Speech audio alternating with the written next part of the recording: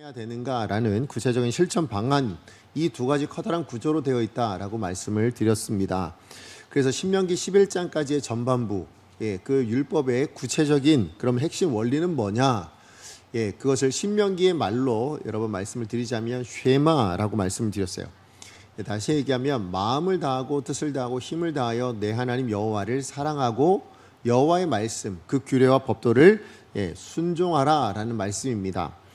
그리고 이 원리를 이제 우리의 구체적인 삶의 현장에서 실천을 해야 되는데, 그 실천해야 되는 그 현장의 첫 번째 주제가 뭐였다고 말씀드렸어요? 예배다라고 말씀을 드렸습니다. 그래서 예배는 하나님이 드러나야 된다라고 말씀을 드렸고, 그 다음에 그 예배는 짐이 아니라 하나님께서 자녀된 자에게 주시는 특권이었다라고 그렇게 말씀을 드렸습니다. 오늘 본문은 바로 이 주제에 이어서 여전히 예배에 대한 이야기를 계속 다루고 있는 말씀입니다.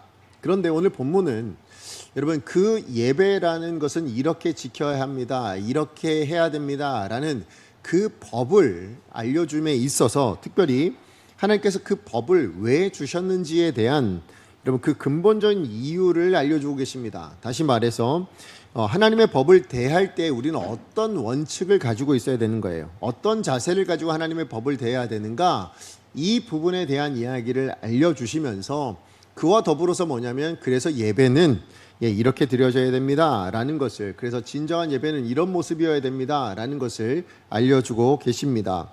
특별히 이 모든 예배에 있어서 우리 지난주도 마찬가지지만 예배를 무엇과 비교해서 지금 이야기하고 있냐면 예배의 대척점에 있는 우상 숭배라는 부분에, 그래서 부정적인 모델이죠. 그래서 반면교사를 통해서 예배는 이런 겁니다, 기독교의 예배는 이런 겁니다, 하나님 원하시는 예배는 이런 겁니다 라는 걸 알려주고 있습니다. 그래서 오늘 본문을 통해서도 그러면 하나님 원하시는 예배, 정말 우리가 하나님의 자녀로 택함받은 우리가 하나님 앞에 드려야 될 예배가 어떤 예배인가 라는 부분을, 아까 말씀드렸던 법을 어떻게 원칙적으로 지켜야 되는가와 더불어서 우리가 연관해서 한번 생각해 보려고 합니다. 자, 그래서 첫 번째 메시지는 뭐냐면, 오늘 본문을 통해 주시는 메시지는, 그러면 율법이라는 것이 뭐냐, 하나님께서 법을 왜 주셨냐라는 거예요. 그것은 우리를 얽매이는 족쇄가 아니라 나를 살리시는 아버지의 사랑으로 주어진 것을 우리가 기억해야 된다라는 겁니다. 모든 종교가 가지고 있는 특성이 있는데, 그게 뭐냐면 신에 대한 두려움이라고 생각이 되어집니다. 그렇죠. 우리가 신을 생각하면, 신 앞에 서게 되어진다면 누구나 다 두려워할 겁니다. 그건 기독교의 하나님과 마찬가지고, 또 다른 우상 숭배를 하고 있는 신들, 그 종교에서도 마찬가지일 겁니다.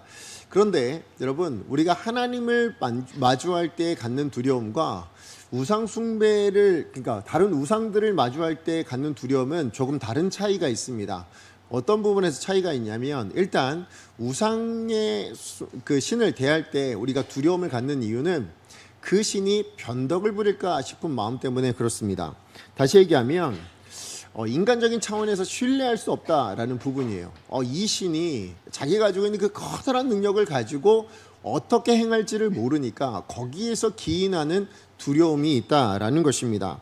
자, 그러면 왜 우상에게는 이런 두려움을 가지게 되었는가라는 거죠. 그것을 성경은 이렇게 말하는데, 우리 인간이, 부패한 인간이 그 본성을 따라 만들어낸 신이기 때문에 그렇다라는 것입니다. 다시 얘기하면 그 신의 특징이 변덕스럽고 변화가 되어지고 자기 마음대로 하고 이런 신으로 비춰지는 이유는 인간이 만들어냈기 때문에 그렇다라는 겁니다. 자, 우리 로마서 1장 21절에서 23절까지의 말씀 같이 한번 읽어보겠습니다. 시작. 하나님을 알되 하나님을 영화롭게도 아니하며 감사하지도 아니하고 오히려 그 생각이 허망하여지며 미련한 마음이 어두워졌나니 스스로 지혜 있다 하나 어리석게 되어 썩어지지 아니하는 하나님의 영광을 썩어질 사람과 새와 짐승과 기어다니는 동물의 모양의 우상으로 바꾸었느니라. 아멘.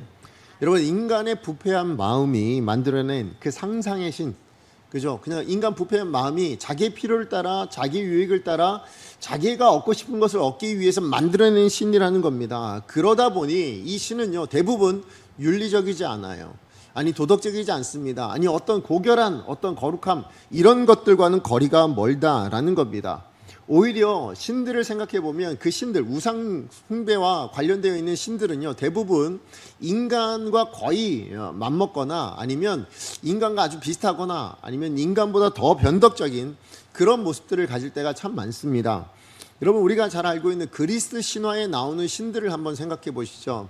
뭐 제우스 신이든지 아니 어떤 신들이라도, 예, 거기 보면 그들은 자기가 가지고 있는 그 힘과 권세를 가지고 어떤 인간 위에 군림을 하고 또 뿐만 아니라 그 인간들을 자기 마음대로 대합니다. 자, 그런데 거기에서도 뭐가 있냐면 자기 마음대로 하면서 뭐예요? 네, 음란하게 막 여러 부인들을 두기도 하고, 예, 그래서 인간과 결혼해서 뭐 인간의 자녀를 낳기도 하고 그렇죠. 예, 그러면서 그 안에서 또 뭐하냐면, 예, 자기들이 세웠던 어떤 원칙과 질서들을 다 깨트리기도 하고, 심지어는 그 재미를 위해서 어떤 사람을 괴롭게도 만들어가는 그런 일들이, 이야기들이 굉장히 많다라는 것을 보게 됩니다.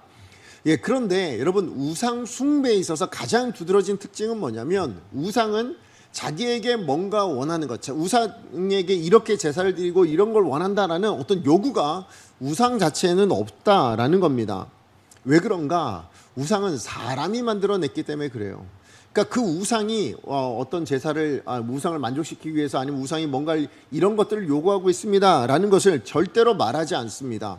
오히려 그 우상을 만들어낸 사람이 생각하기에 이 신은 이걸 좋아하겠구나, 이 신은 이렇게 해줘야 만족하겠구나 라고 생각을 한다는 거예요. 그래서 풍요의 신은, 예, 그래서 성적으로 좀 음란하게, 그래서 그 풍요의 신을 만족시켜줘야 그래 풍요라는 것을 줄 수 있다, 뭐 이런 식으로 생각을 한다라는 거죠. 그렇기 때문에 여러분, 인간의 죄성으로 인하여 그 필요를 따라 만들어진 신들이기 때문에 그 우상 숭배는 대부분 보통 부도덕합니다. 거룩하지 않습니다. 그래서 오늘 본문에서 31절 말씀해 보면, 여러분, 가나안 땅에 있는 신들 가운데 어떤 신들이 있습니까? 자기 자식을 불살라 드려야만, 예, 풍요를 주고 복을 주고 소원을 들어준다는 그런 신이 있다라는 것입니다. 만약에 그런 신이 진짜로 실제에서 오늘도 우리가 그런 신을 섬겨야 되는 사람들이 된다면, 여러분, 이 세상은 곧 망하고 말 것 같습니다. 그러나 여러분, 우리 기독교의 하나님은 그런 하나님이 아니라는 거예요. 그러니까 그렇게 만족시키기 위해서 어떤 변덕을 부릴지 모르는 신이기 때문에 뭐예요? 두려워했다면, 하나님과의 두려움은 그렇지 않습니다. 하나님의 두려움은 뭐냐면 우리와 얼마나 거리가 있는, 다시 얘기하면 우리와는 차원이 다른 존재이기 때문에 마주하는 두려움이 있습니다. 그러나 그럼에도 불구하고 여러분, 우리 하나님은 어떤 분으로 우리 가운데 찾아오셨냐면, 그렇게 차원이 다르고 거룩함이 달라서 우리가 하나님을 배울 때 우리는 다 죽을 수밖에 없는 존재로, 그래서 우리가 두려움을 가질 수밖에 없음에도 불구하고 하나님이 우리를 찾아오셨을 때는 이렇게 찾아오셨다라고 합니다. 어떻게 찾아오셨냐? 예수님께서 이런 말씀을 하셨어요. 마태복음 7장 11절 말씀입니다. 같이 한번 읽어보겠습니다. 시작. 너희가 악한 자라도 좋은 것으로 자식에게 줄 알거든 하물며 하늘에 계신 너희 아버지께서 구하는 자에게 좋은 것으로 주시지 않겠느냐. 여러분, 이 말씀은 구하라, 찾으라, 두드리라 라는 그 기도에 대한 결론으로 주신 말씀이잖아요. 그죠?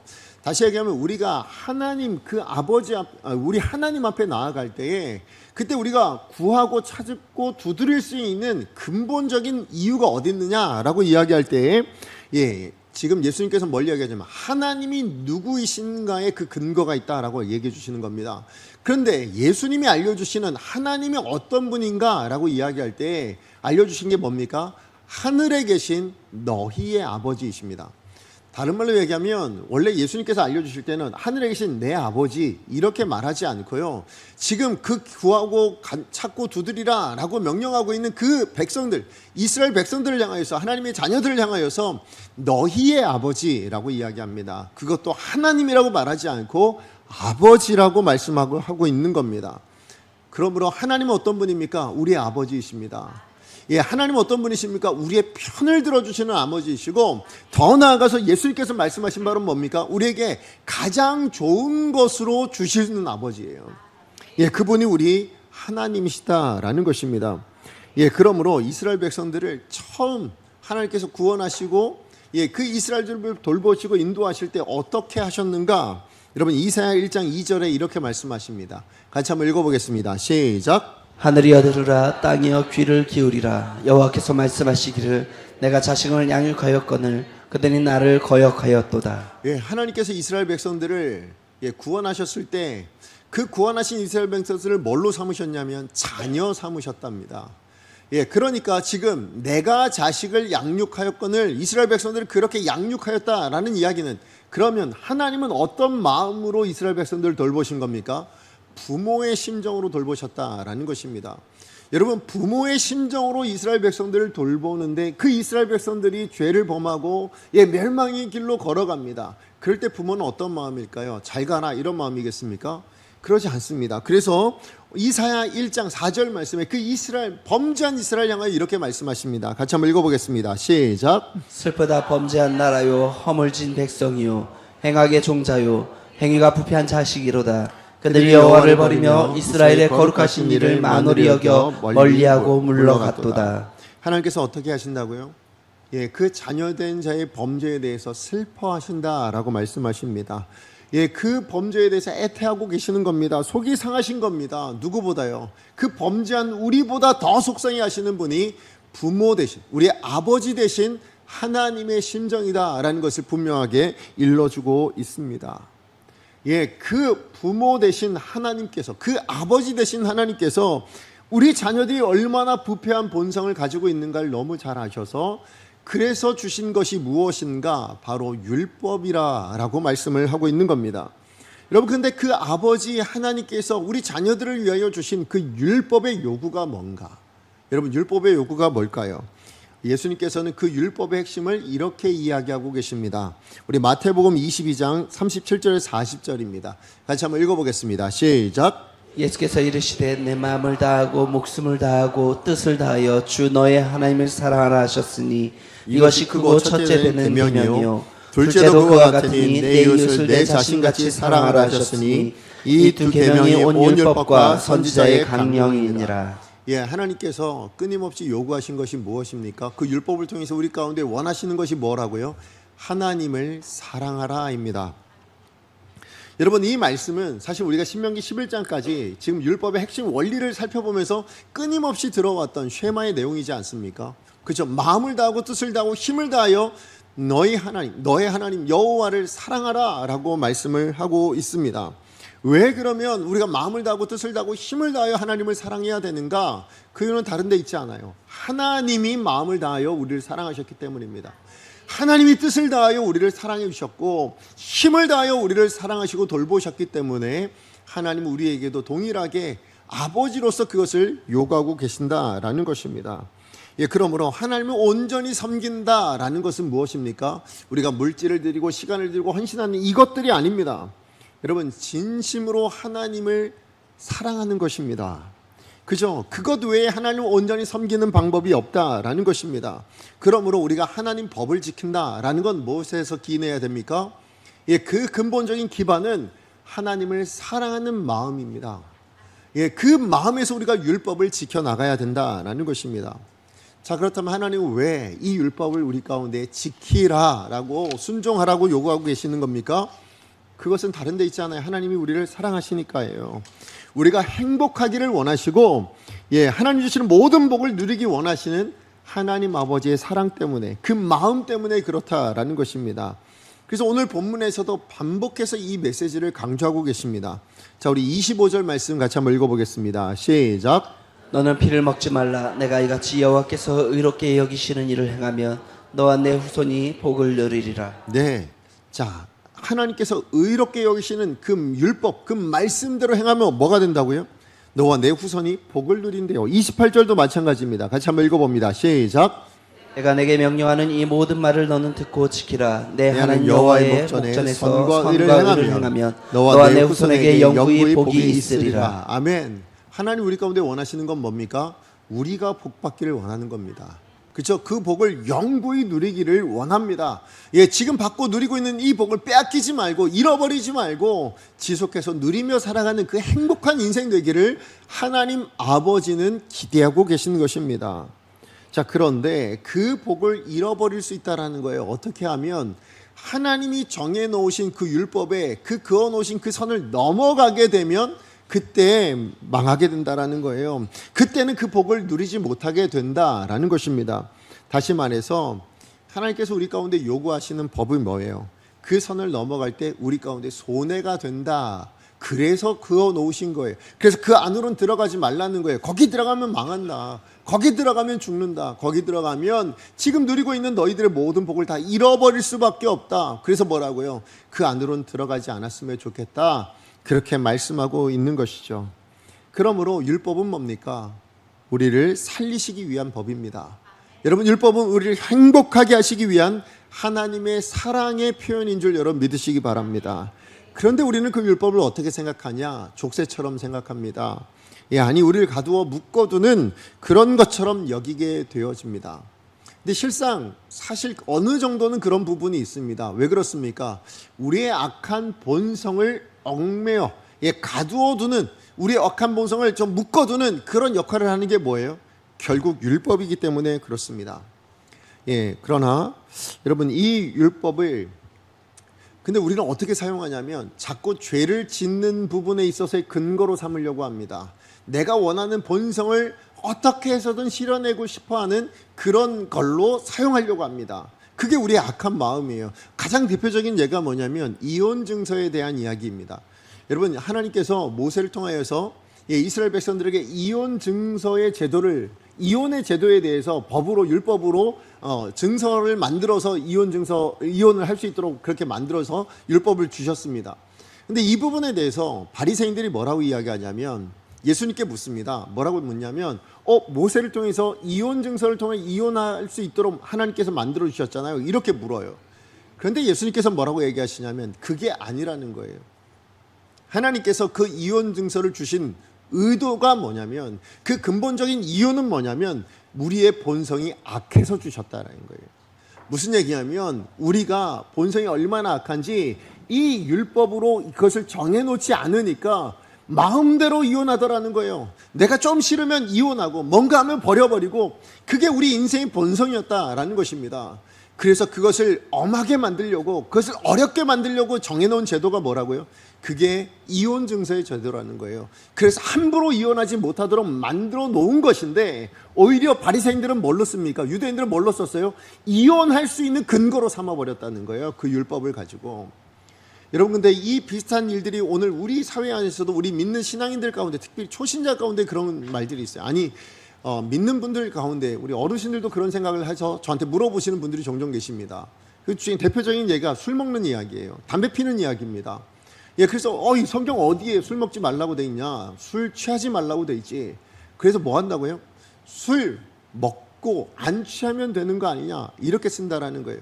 여러분, 하나님께서 술 취하지 말라가, 여러분 술 먹어도 되는데 취하지 않는 만큼만 먹어라, 이런 의미입니까? 아닙니다. 그 술을 통해서 우리가 얼마나 많이 망할 수 있는지, 그 술로 말미암아서 얼마나 본성이 타락할 수 있는지, 그 본성이 드러날 수 있는지를 하나님이 너무 잘 아셔서 금해 놓으신 거잖아요. 근데 우리는 그 율법을 가지고 어떤 근거를 삼아요? 내가 먹고자 하는 것, 내가 이루고자 하는 것, 내가 원하는 것을 이루기 위한 하나의 근거 발판으로 삼는다고요. 그래서 안 취하면 될 정도로 먹겠습니다, 이런 것들로 사용하고 있는 것이 하나님의 말씀을 대하는 우리의 태도더라라는 것입니다. 그러나 여러분, 반드시 기억하십시오. 하나님께서 율법을 주신 이유는 우리를 위함입니다. 우리를 향한 사랑 때문입니다. 어떤 사랑이요? 이 율법으로 우리의 본성을 붙들어 놓지 않으면, 다시 얘기하면 우리 본성, 우리 자유의지를 얼마든지 자유롭게 살아갈 수 있지만, 그러나 망하는 것으로는 들어가지 않아야 되잖아요. 그렇죠? 우리가 그 복을 잃어버리는 자리로는 가지 말아야 되잖아요. 그래서 정해놓으신 것이 율법입니다. 망하지 말라고요. 그 복을 잃어버리지 말라고요. 그래서 율법의 경계를 정해 주셨다라는 것입니다. 다시 얘기하면 우리가 이 땅에서 누려야 될 그 행복을 잃어버리지 않기 위해서, 온전히 누리기 위해서 주신 것이 율법임을 기억하십시오. 율법의 궁극적인 목적이 바로 여기에 있다라는 것입니다. 그런데 우리는 그렇게 하나님의 의도가 뭐라고요? 사람을 살리는 데 있다고요. 그렇죠? 행복을 누리게 하는 데 있다고요. 그런데 우리는 그 율법 가지고 어떻게 씁니까? 다른 사람을 정죄하는 데 씁니다. 저 다른 사람의 마음에 상처를 주고 아프게 만드는 데 쓸 때가 훨씬 더 많습니다. 대표적인 성경의 인물이 누굽니까? 바리새인들이죠. 예수님과 여러분 안식일 논쟁을 가지고 논쟁을 한 사람들이 바리새인입니다. 근데 왜 안식일에 가지고 이제 논쟁을 하게 됐냐면 예수님의 제자들이 안식일 날 배가 너무 고파서 들어있는 이삭을 꺾어서 먹었습니다. 근데 그것이 노동이라고, 어떻게 안식일의 법을 그렇게 어길 수 있냐고, 그래서 이 제자들을 정죄하기 시작했습니다. 자, 그런데 그때 예수님께서 하신 말씀이 뭐였냐면, 여러분, 하나님의 모든 법은 그렇게 정죄하고 상처를 주고 아프게 하는 것이 아니라 그 모든 법은 근간적으로 무엇을 위해서 있냐면 사람을 살리기 위해서 있다고, 사람을 위해서 있는 것이라고 분명하게 알려주십니다. 우리 마가복음 2장 27절에서 28절 말씀 같이 한번 읽어보겠습니다. 시작. 또 이르시되 안식일이 사람을 위하여 있는 것이요 사람의 안식일을 위하여 있는 것이 아니니 이러므로 인자는 안식일에도 주인이니라. 지금 무슨 얘기 하시는 겁니까? 안식일이 사람을 위하여 있는 것이 아니랍니다. 사람을 위하여 있는 것이랍니다. 사람이 안식일을 위하여 있는 것이 아니다라는 거예요. 다시 얘기하면 하나님께서 안식일을 왜 만들어 주셨냐? 안식일 때문에 사람 만드신 게 아니고 사람 때문에 뭘 만드셨다고요? 안식일을 만들어 주셨다라는 것이에요. 그러므로 안식일을 지키는 이 법으로 사람을 잡게 되어지면 여러분, 그럼 안식일을 지키는 율법이 그 의미를 완전히 잃어버리게 되어진다라는 것을 말씀해 주고 있는 것입니다. 다시 한번 말씀드려요. 율법을 가지고 하나님께서는 무엇을 원하셨습니까? 사람이 행복하게 되었으면 좋겠고, 죽지 않고 살리는 길로 갔으면 좋겠다가 하나님 아버지의 마음인 줄로 믿습니다. 우리는 그 마음을 반드시 헤아려야, 반드시 기억해야 될 줄로 믿습니다. 율법을 볼 때마다요, 우리가 이 율법을 통해서 어떻게 쓰길 원해야 됩니까? 살리는 데 쓰셔야 해요. 이 율법을 가지고 사람을 세우는 데 써야 되는 것입니다. 그것이 나이든 이웃이든 누구에게든 그렇게 사용해야 된다라는 것입니다. 그래서 여러분, 우리 율법은 본성적으로 뭐냐면 우리 내면에 있는 이 악한 본성과는 완전히 다 어긋나 있습니다. 그렇기 때문에 이 율법이 뭘 하냐? 우리의 악한 본성을 제어하는 역할을 할 수 있는 것입니다. 그리고 그 악한 본성을 제어함으로 뭡니까? 우리가 망하지 않고 삽니다. 우리가 복을 잃어버리지 않고 행복한 인생으로 살아갈 수 있는 것입니다. 그러므로 율법이 우리의 복인 것을 믿고 이 율법에 우리의 전인격적으로 행복할 수 있는 저와 여러분 되어지기를 원합니다. 율법의 근본적인 근거는 뭐라고요? 살리는 것이요, 우리의 행복을 위한 것임을 여러분 믿으신다면, 여러분 이 율법 가지고 다른 사람 정죄하는 데 쓰지 마십시오. 다른 사람을 시험에 드는 일을 하지 마십시오. 오히려 그 율법으로 격려해 주시고요, 오히려 그 율법을 따라 사랑해 주시고요, 오히려 그 율법을 따라 서로 세워주시는 저와 여러분 되어지기를 간절히 소망합니다. 바로 이런 율법의 그 근본적인 원리에 따라서 여러분 이 율법으로 그러면 예배도 법을 만들어 주신 거잖아요. 그렇죠? 예배는 이렇게 드려야 된다는 법이 세워졌습니다. 그러면 그 법은 누구를 위한 겁니까? 여러분, 예배를 만들어준 이 법은 근간적으로 누구를 위한 겁니까? 우리를 위한 거라는 거예요. 그죠? 우리를 사랑하셔서 만들어주신 법이라는 것입니다. 그런데 그 법이 율법을 통해서 이야기하는 이 예배, 우리를 위한 예배, 어떻게 드려져야 된다라고 말씀하고 있냐면 그게 두 번째인데요. 탐전 예배는 내 소원을 이루는 것이 아니라 하나님을 닮아가는 것이다 라고 이야기하고 있습니다. 아까 우상 숭배는 죄악된 인간의 본성이 만들어냈다라고 말씀을 드렸어요. 그래서 그 우상 숭배의 형태들은 대부분 부도덕적입니다. 거룩하지 않아요. 비인격적인 모습으로 나타날 때가 너무 많습니다. 그래서 음란한 행위가 신을 위한 봉사가 되기도 하고요, 아까 말씀드렸듯이 자기 자신을 불태워 살라 드리는 것이 그 신을 위한 어떤 대가가 되기도 한다라는 것입니다. 근데 문제는 아까도 말씀드렸지만 우상이 그걸 요구한 적은 없다라는 거예요. 왜요? 사람이 만들어낸 것이 어떻게 말을 합니까? 그렇죠? 자연이 어떻게 말을 합니까? 그런데 이 모든 것은 다 뭐예요? 그 우상을 만들어낸 그 사람이 우상이 그걸 좋아할 거라고, 우상이 그걸 원할 거라고 그렇게 생각했다라는 것입니다. 왜 그런 생각을 하게 되었을까요? 우리 내면의 본성의 집합체이기 때문에 그래요. 우상의 내용이 무슨 얘기냐면 내 본성의 악함이 고스란히 드러내고 있는 것이 뭡니까? 내가 욕망하고 내가 바라고 있는 것이 고스란히 드러내고 있는 것이 그게 우상 숭배의 형태로 나타났다라는 것입니다. 그러나 하나님께 드리는 우리의 예배는 그런 우상 숭배와는 완전히 다릅니다. 먼저요, 우리가 우상한테 뭔가를 해주고 그래야 우상은 우리 가운데 뭔가를 준다라는 게 우상 숭배라면, 오히려 우리가 드리는 이 예배는 반대죠. 하나님이 우리를 사랑하셨습니다. 믿으십니까? 그 사랑을 통하여 우리를 예수 그리스도를 우리 가운데 보내셔서 우리를 구원해 주셨습니다. 하나님의 자녀 삼아 주셨습니다. 그 감격을 고백하는 게 예배인 줄로 믿습니다. 그래서 우리의 예배에는 이미 하나님께서 베풀어 주신 그 십자가의 은혜, 그 사랑, 그 놀라운 은혜들, 이것들로 말미암아서요, 주도권이 누구에게 있냐면 전적으로 하나님께 있습니다. 우리의 예배를 하나님이 요구하시는 자리에 있다고요. 내가 원하는 대로 드려서, 내가 원하는 대로, 내가 좋아하는 대로 드려서 하나님을 만족시킬 수 있는 것이 아무것도 없습니다. 여러분, 기독교의 예배는 하나님이 말씀을 하세요.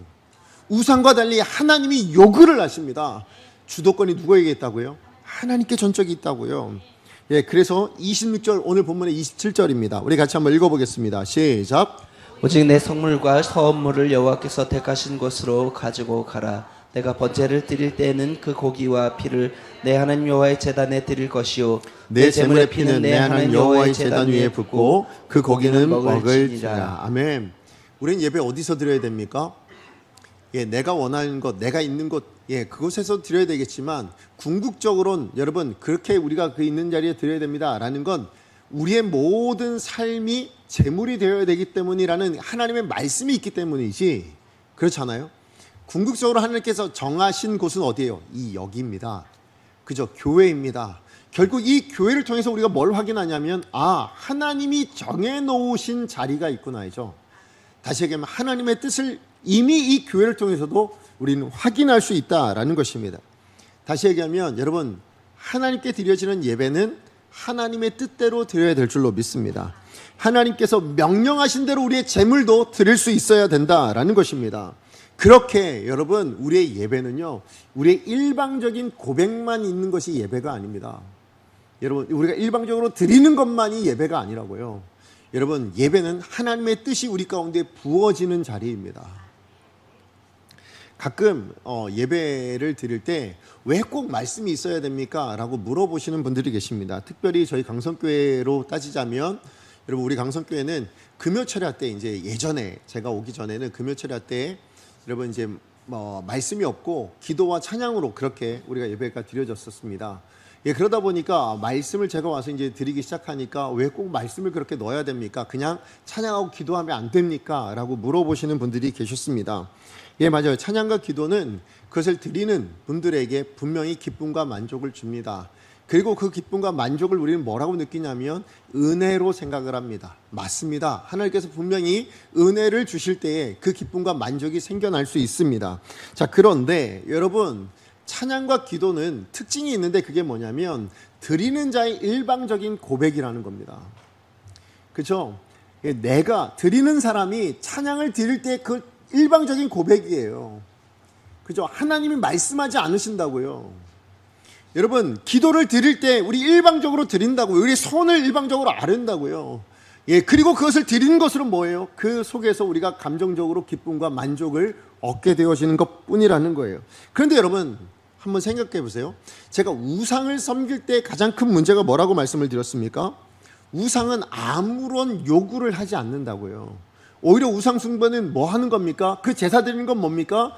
드리는 자가 원하는 것을, 그죠? 그 우상과 뜻과 상관없이 드리는 자가 그 우상을 만족시키기 위하여 이것이 좋겠다, 저것이 좋겠다, 이렇게 하면 되겠다 라는 것으로 드려지는 것이 우상 숭배의 특징이라고요. 그러나 우리의 예배는 하나님이 말씀하는 것이어야 될 줄로 믿습니다.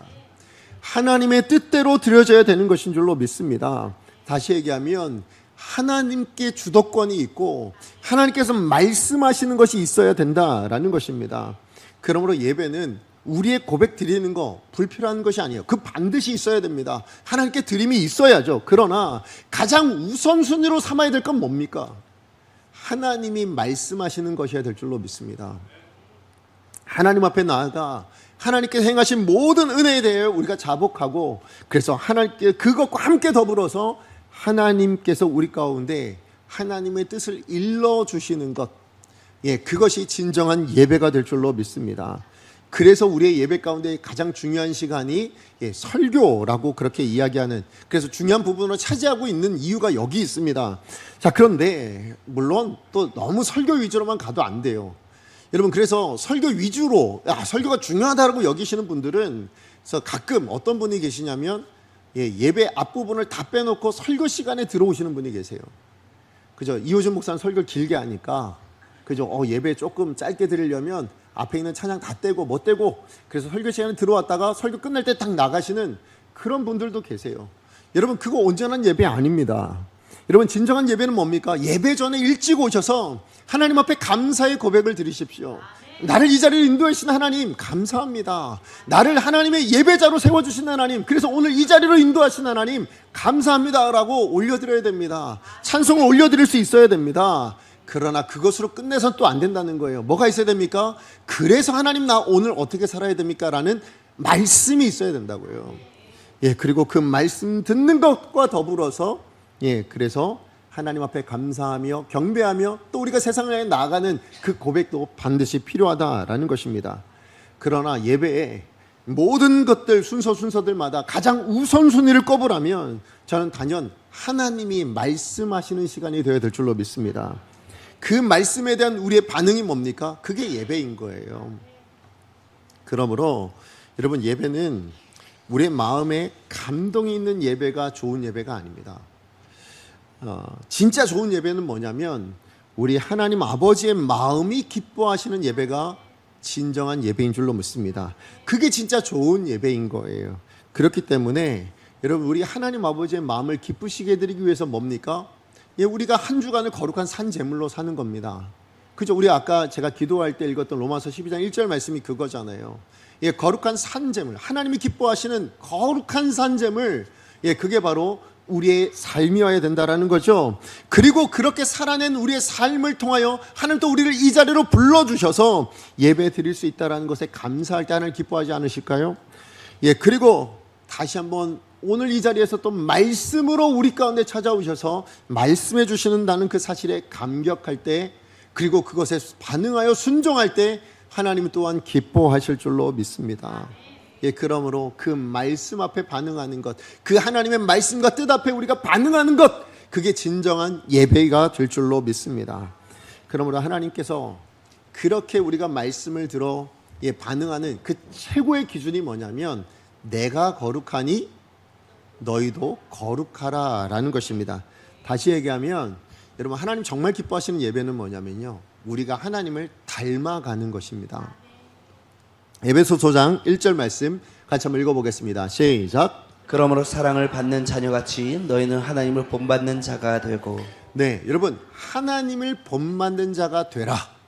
여러분, 이런 요구는요 우상 숭배에는 없습니다. 그죠? 우상들이 나를 본받아라, 나와 똑같이 되라, 나처럼 되어야 된다, 이렇게 요구하는 우상은 없습니다. 여러분, 그러나 우리의 예배는 뭡니까? 하나님을 본받는 자가 되는 것인 줄로 믿습니다. 마태복음 5장 43절에 48절에 예수님께서 이렇게 말씀하셨어요. 같이 한번 읽어보겠습니다. 시작. 또 내 이웃을 사랑하고 내 원수를 미워하라 하였다는 것을 너희가 들었으나 나는 너희에게 이르노니 너희 원수를 사랑하며 너희를 박해하는 자를 위하여 기도하라. 이같이 한즉 하늘에 계신 너희 아버지의 아들이 되리니 이는 하나님이 그 해를 악인과 선인에게 비추시며 비를 의로운 자와 불의한 자에게 내려주심이라. 너희가 너희를 사랑하는 자를 사랑하면 무슨 상이 있으리요? 세리도 이같이 아니하느냐? 또 너희가 너희 형제에게만 무난하면 남보다 더하는 것이 무엇이냐? 이방인들도 이같이 아니하느냐? 그러므로 하늘에 계신 너희 아버지의 온전하심 같이 너희도 온전하라. 아멘. 여러분, 진정한 예배는 뭐냐면 하나님 아버지를 인격적으로 닮아가는 것인 줄로 믿습니다. 그것이 우리의 신앙생활이고 하나님이 요구하시는 예배라는 것입니다. 여러분, 우리가 이 땅을 살아가면서 결국 뭐예요? 우리의 본성이 변해야 됩니다. 누구를 닮아야 됩니까? 하나님 아버지를 닮아야 되는 것입니다. 오늘도 말씀해 보면 하늘에 계신 너희 아버지의 아들이 되는 것은 무엇을 해야 됩니까? 이웃을 사랑해야 된다라고 이야기를 합니다. 근데 왜 우리가 원수를 용서하고 이웃을 사랑해야 되냐면 하나님 아버지께서 그렇게 사랑을 베풀어 주시는 분이셔서예요. 그래서 마지막 절에 뭐라고 얘기합니까? 그래서 하늘에 계신 너희 아버지의 온전하심 같이 우리도 어떻게 되어야 된다고요? 온전해져야 된다라고 말씀을 하고 있는 것입니다. 우리가 온전해야 될 것이 무엇입니까? 여러분, 우리의 인격인 줄로 믿습니다. 우리의 성품인 줄로 믿습니다. 하나님의 거룩하심을 닮아가는 것, 그것이 우리 모든 생활의 가장 큰 예배인 줄로 믿습니다. 그래서 47절 말씀에, 아까 읽었던 말씀에 예수님께서 이렇게 물으시죠. 남보다 더한 것이 무엇이냐? 여러분, 우리가 신앙생활하면서 남보다 더한 것이, 내가 예수를 믿어서 남보다 더 많이 가진 것이 단지 돈이고, 아니면 내가 바라는 어떤 건강이고, 아니면 지위고 명예이고, 이런 것들이라면 그건 여러분, 만약에 그런 것 가지고 자랑하고 있다면, 나 예수 믿어서 내가 이렇게 잘 살아, 근데 이런 것만 자랑이라면 그건 부끄러운 겁니다. 하나님이 기대하시는 남보다 더한 건 뭘까요? 여러분, 하나님의 온전하심 같이 뭐라고요? 우리가 온전해지는 것입니다. 다른 말로 얘기하면 우리의 인격이 달라지는 것입니다. 원수라도 품을 수 있을 만큼 넉넉해지는 것. 왜요? 하나님이 우리 죄인 되었을 때 우리 모두를 품어주시고 그렇게 사랑하여 주시고 구원해 주시는 것처럼 우리도 우리의 삶 가운데 우리의 인격이 그렇게 누구라도 품어줄 수 있을 만큼 넉넉해지는 것, 그게 예배이기 때문에 그렇습니다. 그런데 여러분, 한번 생각해 보세요. 여러분, 우리가 정말 기도할 때 원하는 것들이 있잖아요. 하나님, 돈이 이만큼 필요합니다. 아니면 뭐 건강이 이만큼 필요합니다. 아니면 우리가 뭐 지위가 이만큼 필요하고, 아니면 재능이 이만큼 필요하고, 능력이 이만큼 필요하고, 이런 것들을 우리가 구합니다. 근데 여러분, 그것은 여러분이 애써서 노력한다고 주어지는 게 아니잖아요. 누가 주셔야 됩니까? 하나님이 주셔야만 되는 겁니다. 그런데 여러분, 그것은 하늘 아버지, 그죠? 우리를 자녀 삼으신 아버지가요, 필요하면 늘 필요에 따라 공급해 주시는 것들인 거예요. 여러분, 꼭 기억하십시오. 우리의 필요를 너무 잘 하시는 하나님께서 그 필요에 따라 우리를 날마다, 건강이 필요하면 건강을 주실 거고요, 재정이 필요하면 재정을 주실 줄로 믿습니다. 능력이 필요하면 능력을 주실 줄로 믿습니다. 이 모든 것은 하나님이 필요에 따라, 때를 따라 우리에게 가장 좋은 것으로 주실 것들이에요. 이미 주시는 것들이라고요. 그런데 여러분, 우리가 이루어야 될 인격의 성숙이라는 것은 주시는 것이 아니잖아요. 그건 우리가 훈련하고 우리가 이 말씀에 순종함으로 살아냄으로 말미암아 우리가 이루어가야, 하나님의 도우심이 필요하지만 그렇게 이루어가야 된다라는 것입니다. 다시 얘기하면 예배는 뭐라고요? 하나님을 본받는 것입니다. 하나님의 온전하심 같이 우리도 온전해지는 것입니다. 하나님의 하나님 되심이 나의 인격을 통해서 내 삶의 모든 부분을 통하여서 드러나는 것, 그 삶으로 드려지는 것, 그게 진정한 하나님이 기뻐 받으시는 온전한 예배가 될 줄로 믿습니다. 말씀의 결론을 맺습니다.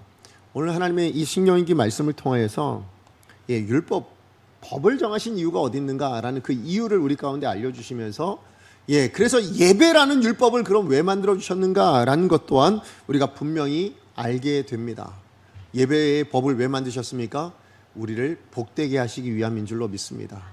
근데 그 복되게 하시기 위해서 예배 가운데 우리 가운데 요구하신 건 다른 게 아니더라고요. 뭘 요구하셨습니까? 하나님을 사랑해라. 더 나아가서 하나님을 닮아가라 였습니다.